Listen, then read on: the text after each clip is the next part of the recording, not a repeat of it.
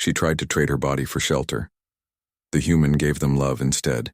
The colony ship drifted through the void like a dying star shedding its last light, and inside its crumbling halls, Kira pressed her back against the cold metal wall, listening to the hum of failing life support systems around her, and the shallow breathing of the 3 younglings huddled behind her. Trembling from her species, the Zalari had been beautiful once with their iridescent skin that shifted colors with emotions, and their large expressive eyes that could see wavelengths humans never dreamed of existing. And their natural grace made them desired across a dozen systems, but desire had turned them into commodities, and commodities into prey. The war had taken everything from them, and their homeworld burned under plasma fire, while their fleet scattered like seeds in a storm. And this colony ship carried the last of her people, or what remained of them anyway, and most were younglings now, because the adults had sacrificed themselves to buy time for the children to escape into the darkness. Between Starskira was 23 cycles old, which made her ancient by current standards, and she carried responsibilities that weighed heavier than the gravity of her lost homeworld, and the 3 younglings behind her, Mira, who was barely 8 cycles, and twin brothers Nico and Shen, who had just turned 6, were her entire world now, and their parents had died in the escape. And someone had to keep them alive. The ship's computer had detected a habitable world 3 days ago, and it orbited a yellow star, much like the one from old Zalari legends, and scans showed breathable atmosphere and liquid water, and most importantly, signs of civilization. And Kira had set their failing vessel on a collision course with hope itself, because they had no other choice remaining. They crashed in a forest clearing, and the impact threw them against restraints hard enough to bruise and crack 2 of Kira's ribs, but they were alive. And the younglings cried with relief and pain, and she held them close despite her own agony and whispered promises. She wasn't sure she could keep any more. The world outside was beautiful in a way that hurt to witness, and green dominated everything, with towering trees that stretched toward a blue sky, and the air tasted sweet when she finally opened the emergency hatch and let it flood their lungs, and somewhere in the distance she heard the sound of running water and bird calls that reminded her of home. But beauty meant nothing to empty stomachs, and the ship's food stores had run out 2 days before landing, and the younglings were weak from hunger and dehydration, and Kira herself felt dizzy every time she stood too quickly, and she knew they needed help, and they needed it soon, or their escape would mean nothing except choosing where to die.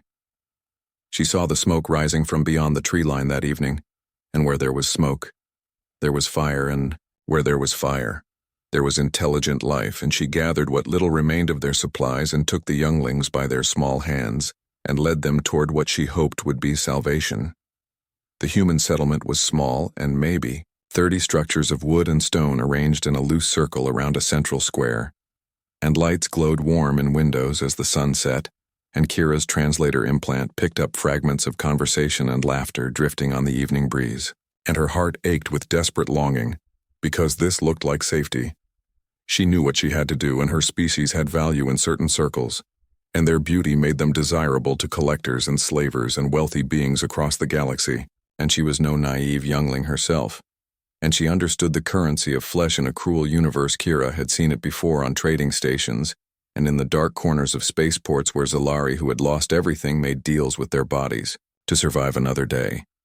And she had judged them once in her youth before the war taught her that survival stripped away the luxury of moral superiority.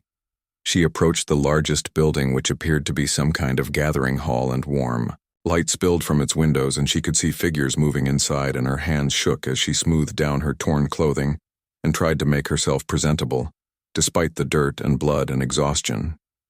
A human emerged just as she reached the door, and he was tall by her standards, though average for his species, and his hair was dark and starting to gray at the temples, and his eyes were kind in a way that made her want to cry, because she had seen so few kind eyes lately. His name was Jack Morgan, and her translator provided it.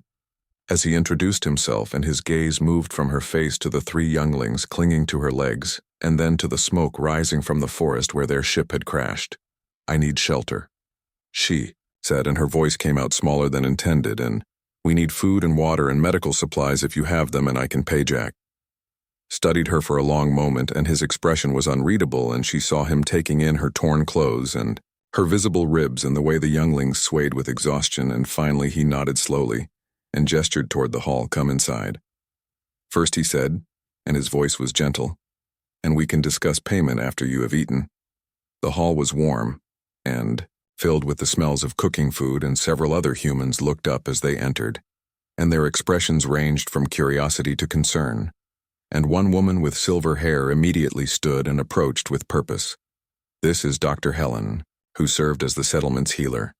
And she took one look at the younglings and began issuing quiet orders.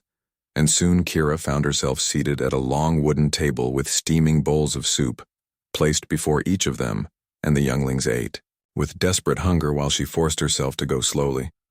Despite her screaming stomach, Jack sat across from her and watched them eat without speaking, and his presence was steady in a way that made her feel both safer and more vulnerable. And when the younglings finally slowed their eating and began to nod off against each other, he spoke again. "You mentioned payment," he said. "And what exactly did you have in mind?" Kira swallowed hard and tasted both soup and shame, and she straightened her spine and met his eyes directly because she had to be strong now. "And I know what my species looks like to others," she said. "And I know our value in certain markets, and I am offering myself in exchange for shelter and safety for these younglings. And I ask only that you treat them kindly and find them good homes when I am gone." The silence that followed felt like falling, and Jack's expression shifted through several emotions too quickly for her translator to identify. And finally, he leaned back in his chair and rubbed his face with both hands, and when he looked at her again, his eyes were sad. "No," he said simply. Kira felt panic rising in her chest. "And then, what do you want?" she asked, and her voice cracked. "And I have nothing else to give, and they are just younglings, and they have done nothing wrong, and please, I will do anything." Jack held up one hand, and his gesture was calming. "And I mean no to your offer," he said, "and not no to helping you." And he paused and seemed to be choosing his words carefully. "And where I come from, we do not trade in people, and we do not accept bodies as payment, and we help because it is right to help, and nothing more." She stared at him and tried to understand. "And but you gain nothing." She whispered. "We gain neighbors," he said, "and we gain the knowledge that we did right." And he smiled slightly. "And besides, the younglings look like they could use a warm bed, and you look like you could use several. And we have both to spare." Tears came then, and she could not stop them, and they flowed down her cheeks in hot streams, and her shoulders shook with sobs she had been holding back for weeks. And the younglings stirred and wrapped their small arms around her. And Jack simply waited until the storm past the settlement gave them a house, and it was small but sturdy, with 2 bedrooms and a fireplace and windows that looked out over the forest. And the humans brought them clothes and food and blankets and asked for nothing in return. Helen checked Kira's ribs and declared them cracked but healing. And she showed Kira which plants in the forest were safe to eat, and which were medicinal. And the settlement's children taught the younglings human games, and included them without hesitation or fear. Kira learned that Jack had lost his own family years ago in some human conflict she did not fully understand, and he had come to this world seeking peace, and he had found it in building rather than destroying. And the settlement was full of similar stories and refugees of a different kind who had chosen creation over continuation of old hatred. Weeks became months, and Kira found herself helping in the settlement's gardens, and her knowledge of Zalari agriculture combined with human techniques to increase their yields, and the younglings grew stronger and healthier, and their laughter filled the house in ways she had thought lost forever. One evening, Jack invited her to sit on his porch and watch the sunset, and they sat in comfortable silence for a while before she finally spoke. "Why did you help us?"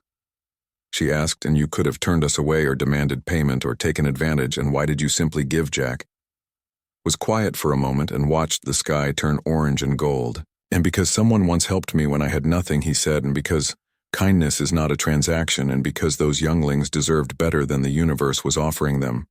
And he looked at her and smiled. "And because you deserved better too. I thought my species only had value in our appearance," she whispered, "and I thought that was all we could offer." "You have value in your existence," he said firmly, "and you have value in your knowledge and your kindness."